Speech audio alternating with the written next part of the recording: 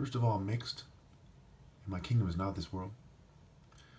Whenever people are poor, and I have noticed it more with Africans because of their culture, I don't care what race someone is, after I'm gone, there'll be no moral path.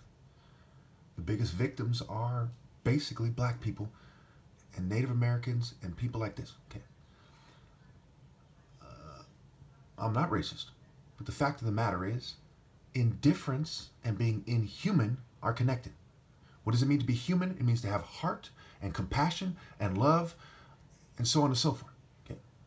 So when you see me expressing moral outrage, righteous indignation, focused moral intensity, obviously derived from justice and righteousness and wisdom, the answer isn't to pretend that I'm inhuman and that I'm mentally ill.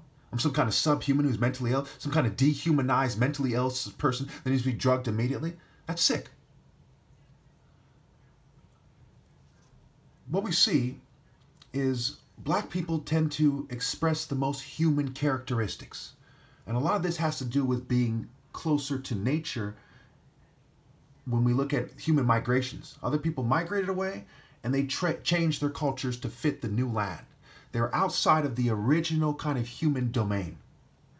Okay? I'm not racist again. This has to be said. You need to understand why this is happening. If people let their cultural pride and say, hey, we're all equal and have some kind of communist scale, okay, they're worse than Stalin, and that's a stupid reason to ignore the truth. Okay? Humanity. What does it mean? It means compassion. It means empathy. Right? Empathizing with someone's situation doesn't mean you lower yourself to their situation. You do what is morally precise. You say, I feel bad for you. Now, what is the morally precise thing to do?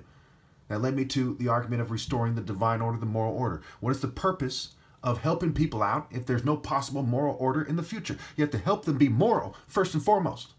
Why help them live just so they can live in a moral life? Why help them live and conform to an immoral order? Okay? Empathy and compassion. I just see on the news a little while ago some black guy who was mentally ill, who was shot in the face by Berkeley police and so on and so forth. I could tell by the way he sounds. And I heard later on some white guy at some old folks' home sounding, when people are in pain, they tend to sound more human. When people are persecuted, they tend to sound more human. When people are the oppressor and the persecutor, they are inhuman, and you can tell. That's part of why I'm mad at women, because they keep dating toward the corporate bitch and the controlled opposition, left, right, middle, punk-ass motherfucker. And they refuse to say, this guy is morally precise. This guy is human. They have a fucking vampire scale, and I'm talking about every fucking race and every culture that is allowed.